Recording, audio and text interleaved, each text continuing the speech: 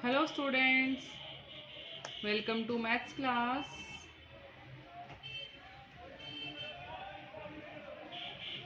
Today's topic is perimeter, area and volume. Perimeter. A perimeter is a path that surrounds a two-dimensional shape. The term may be used either for the path or its length in one dimension. It can be thought of as the length of the outline of a shape. The perimeter of a circle is called its circumference. That means perimeter क्या होता है, किसी भी figure का जो path होता है उसे हम पेरीमीटर बोलते हैं, या फिर outline boundary of any figure is called its perimeter. Circle के केस में हम पेरीमीटर को सर्कमफ्रेंस बोल देते हैं, लेकिन बाकी जितनी भी हमारी फिगर्स होती हैं उन सब के केस में हम उसे पेरीमीटर ही बोलते हैं. अब ये स्क्वायर से आपको दिखाया हुआ है, ये जो बाउंड्री है, इस बाउंड्री की वैल्यू को अगर हम निकालते हैं, या मैं बोलूँ इस बाउंड्री को हम निकाल लें, इस पूरी लेंथ को निकाल लें, तो इसे हम बोलेंगे perimeter. Formulas for the perimeter: rectangle 2 into length plus breadth, L for length, B for breadth, and for square it's 4 into side. अब एक एग्जाम्पल ले लेते हैं.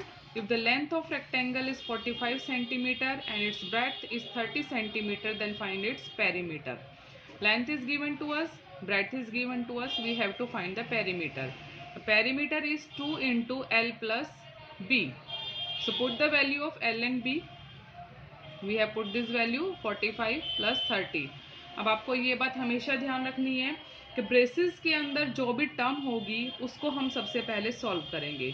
45 प्लस 30 ये हमारा ब्रेसेस के अंदर है, तो हम सबसे पहले इसको सॉल्व करेंगे. 45 plus 30 is 75.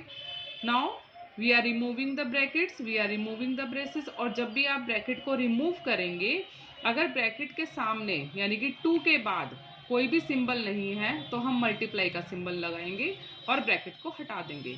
2 multiply 75 it's 150 centimetre. एक चीज़ आपको हमेशा ध्यान रखनी है, लेंथ और ब्रेड्थ के जो डायमेंशंस होंगे वही सेम डायमेंशंस पेरीमीटर की होंगे, डायमेंशंस चेंज नहीं होंगी. One more example: if the side of A square is 8 centimetre, find its perimeter. अब यहाँ हम एग्जाम्पल ले रहे हैं स्क्वायर का. आपको पता है पेरीमीटर का फॉर्मूला होता है साइड इंटू 4, तो हमने 8 को 4 से मल्टीप्लाई कर दिया, 32. यहाँ पर भी आप एक चीज़ देखोगे, जो डायमेंशन साइड के हैं वही डायमेंशंस पेरीमीटर के हैं. Now next is area. The amount of space inside a shape is called its area. हमने पेरीमीटर पढ़ा था बाउंड्री, जो ये आउटलाइन बनेगी, लेकिन एरिया क्या होता है, जो इसके अंदर स्पेस है. This is called area. Boundary outer space जो होगा वो पेरीमीटर बन जाएगा, और जो अंदर का स्पेस है उसको हम बोलेंगे area. Area is the quantity that expresses the extent of a 2-dimensional figure or shape or planar lamina in the plane. Surface area is its along on the 2-dimensional surface or a 3-dimensional object. अगर कोई 3D object होगा उसका हमें area निकालना है तो हम उसका सरफेस एरिया निकालते हैं, जो कि अभी छोटे लेवल पे नहीं होता. जब आप 9th-10th में चले जाएंगे वहाँ पर आता है आपको निकालना. एरिया बेसिकली मैंने आपको बताया space enclosed bye a figure, और इसकी जो यूनिट होती है वो होती है स्क्वायर मीटर या फिर स्क्वायर यूनिट. जनरली हम लेके चलते हैं स्क्वायर यूनिट. ऐसा यूनिट तो मीटर होती है, तो इसकी एरिया की यूनिट हो जाएगी स्क्वायर मीटर. बट बेसिकली आप ये याद कर सकते हो, एरिया का जो यूनिट होता है दैट इज स्क्वायर यूनिट. अब फॉर्मूला: रेक्टेंगल के लिए लेंथ मल्टीप्लाई ब्रेड्थ और स्क्वायर के लिए साइड मल्टीप्लाई साइड. एग्जाम्पल देख लेते हैं. लेंथ गिवन है हमें,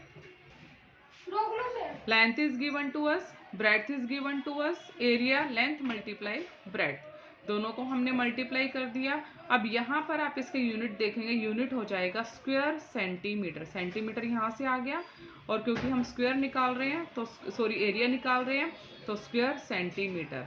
और इसकी नोटेशन हम इस तरीके से भी लिख सकते हैं, जो ऊपर 2 लिखा है इस 2 का मतलब होता है स्क्वायर. और स्क्वायर डिनोट करता है एरिया को। नेक्स्ट एग्जांपल स्क्वायर से रिलेटेड देख लेते हैं। अब हमें स्क्वायर का एरिया निकालना है, side multiply side, 64 centimetre square. ये 2 रिप्रेजेंट कर रहा है कि हमने एरिया निकाला है। ये अगर हमें ग्राफिकल नोटेशन दे रखी हो तो ये उस केस में होगा हमारा नंबर ऑफ बॉक्सेस हम काउंट करते हैं, जितने बॉक्सेस होते हैं उतना ही एरिया हो जाता है।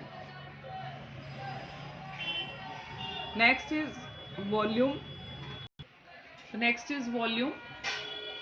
वॉल्यूम जो हम बेसिकली यूज़ करते हैं वो हम 3 डायमेंशनल स्पेस के लिए यूज़ करते हैं।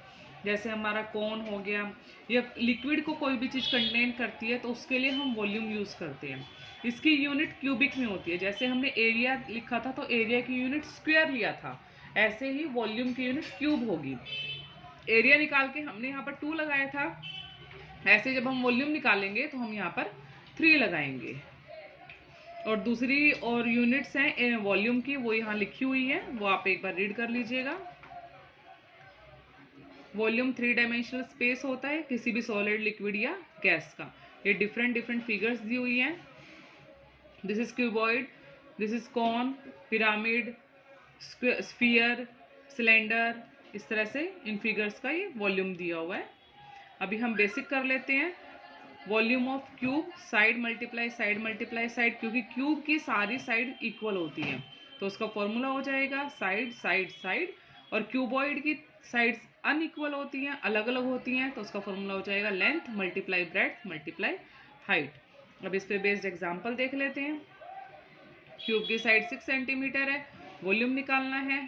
पहले आप 6 को 6 से मल्टीप्लाई करेंगे 36 आ जाएगा, फिर 36 को 6 से मल्टीप्लाई करेंगे 216 आएगा। अब वही नोटेशन इसकी यूनिट का, या तो आप क्यूबिक सेंटीमीटर लिखेंगे इस तरीके से, या फिर सेंटीमीटर लिख के ऊपर 3 लगा देंगे।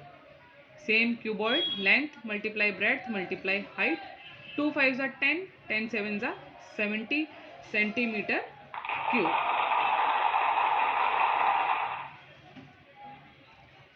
Please like, subscribe and comment on video.